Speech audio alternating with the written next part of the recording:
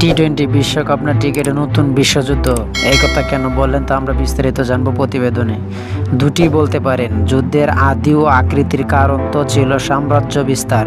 এই টি-20 বিশ্বকাপে যুক্তরাষ্ট্রকে সহ আয়োজক করার পেছনে কি সেই উদ্দেশ্যে লুকিয়ে নেই? যুদ্ধ তো তাহলে বলাই যায়।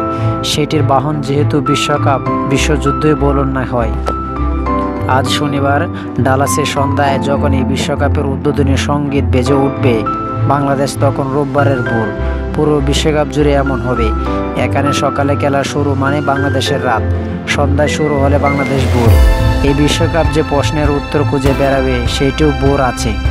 যেসব বল বাস্কেটবল আর আমেরিকার ফুটবলে এই দেশে বিশ্বকাপকে মনে এনে দিবে ক্রিকেটের নতুন ভোর। বিশ্বকাপের 55টি ম্যাচের মাত্র 16টি যুক্তরাষ্ট্রে, আয়োজক 900 হয়ে হার মাত্র 3টি এখানে, ডালাস, পেরিগান, নিউ ইয়র্ক। প্রায় 61% ম্যাচে ওয়েস্ট ইন্ডিজে। তারপর আমেরিকা বিশ্বকাপ বলে এমন একটা রব উঠেছে যেন বিশ্বকাপটা শুধু এখানে হচ্ছে।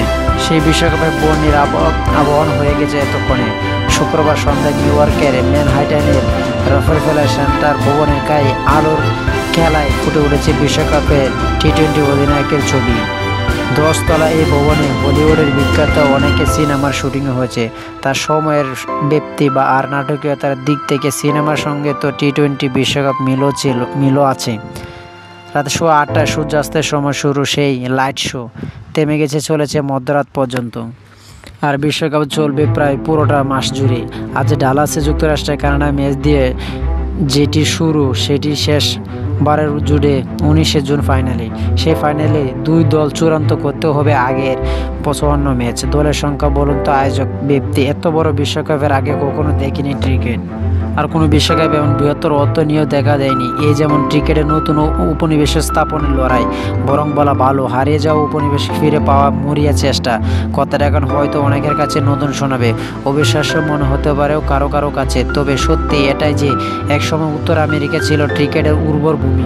পুরো মহাদেশ জুড়ে না গিয়ে আরও নির্দিষ্ট করে বললে যুক্তরাষ্ট্র, কানাডা, আর এখন কেন্দ্রে বললে যুক্তরাষ্ট্রে ফিলাডেলফিয়া। সেখানে এখন যে টেনিস কোর্টের ছড়াছড়ি, এখন ছড়াছড়ি ছিল ক্রিকেটেও। তো যারা আমার চ্যানেলটি সাবস্ক্রাইব করেন, আমার চ্যানেলটি সাবস্ক্রাইব করে আমার পাশে থাকবেন। আর টি-20 বিশ্বকাপে সবাইকে স্বাগতম। সবাই টি-20